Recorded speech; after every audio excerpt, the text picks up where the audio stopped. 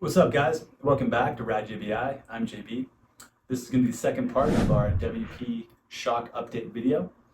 Where we left off last time, I was revalving and modifying this shock right here. We also put on the KTM shock body as well. The goal for this setting was to get more bottoming resistance out of the shock and also make it plusher over small bumps. Again, as I went into detail on the last video, that's a pretty hard thing to achieve with a shock absorber often, especially when the settings are already pretty optimized and working well. So with riding this shock, we found that definitely has more bottoming or more hold up than the setting that we currently sell people. So let's call that our baseline, but it didn't have any more comfort out of it. So not a total loss. We did gain some advantage out of this setup, and it is good to know that we can get more hold up and bottoming out of the shock without sacrificing any plushness. But I still want to get more plushness out of these WP shocks, specifically when you're going into a corner and coming out of a corner and trying to accelerate hard on the gas over those small and medium bumps.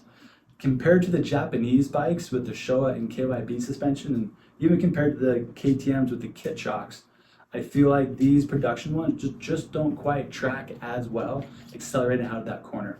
So with this in mind, we did learn some stuff from this, and what we did learn, we're going to translate that a little bit into our current setting that we sell. So people can expect a little bit more bottoming out of our current spec for what we sell. But next to this, I have our other R&D shock, and this is our more experimental R&D shock. As you can see, it doesn't have the DLC shaft or the Kashima coated shock body, but it does have a different compression adjuster up here, as you can see. It is not the new style 23 that has the finger adjuster and so forth, as you can see on this one. Reason for that is we designed some new JBI hardware that fits perfectly inside of this existing adjuster right here, but we need to make a few adapters and stuff in order to make it fit inside of this adjuster. So for right now, we're utilizing this adjuster. So it's the 16 to 22 model WP Linkage shock, but with some JBI hardware on the inside of it.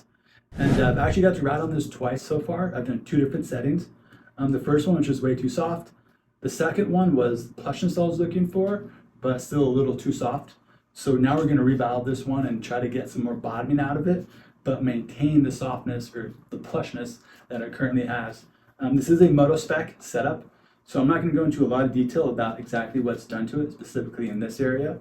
I'm done modifying this section for now. I'm about to actually take it apart, and we're going to pull out the shock shaft assembly and actually modify the valving on the main shock shaft this time. Lately, I've been doing a lot of adjustments on this, but I'm pretty happy with the settings we have in there right now. I'll just kind of talk to you guys as I go through this, but at Rad JBI, when we tune and develop suspension, we don't set out to design and develop a bunch of parts. We always start off with the stock hardware that's there, with the settings that are there, and we go test. We get some feedback, we make notes, make some adjustments.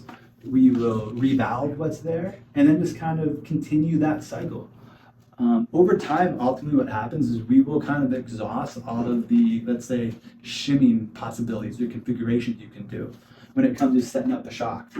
So once we feel like we've really done a good job of really testing and trying a lot of different settings, that's when we start looking at other parts of the shock or the fork in terms of hardware and what we can also maybe modify, like other spots in it. And usually by modify, I mean design and manufacture new parts instead of trying to modify or machine the existing parts. That's hard to do consistently for it. So that's why we just go ahead and make new parts. What I'm getting at is everything that we sell when it comes to hard parts, it means we've just had a long time up until that point developing settings and specs for that. So with this shock, we got some really neat parts inside of here, which I'm looking forward to sharing with you. But as of right now, this is our experimental one. I'm going to get the shock shaft out in a little bit and then do some adjustments to the valving, and we're going to go test some more. And what we will soon have for you is a nice little suspension shootout.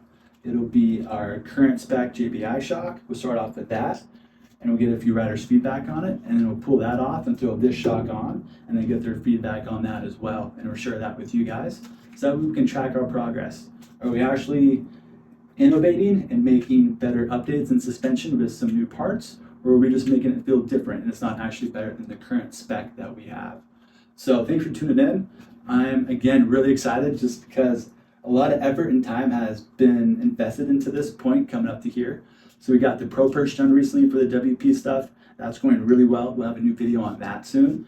And we got the shock parts that we've been developing as well. And so far it's going equally as well. A lot of excitement. I'm stoked. I got a good team helping me with Anthony behind the camera, Brother Robert in the back working on the suspension for me and working with me back there. And then it's a good team of collector riders giving us feedback as well. People locally giving us feedback, and then people around the US and around the world that buy our products and give us some good feedback also. So thanks for all the help, man. It's a collective effort on what we do. And I look forward to sharing some feedback and updates with you guys soon.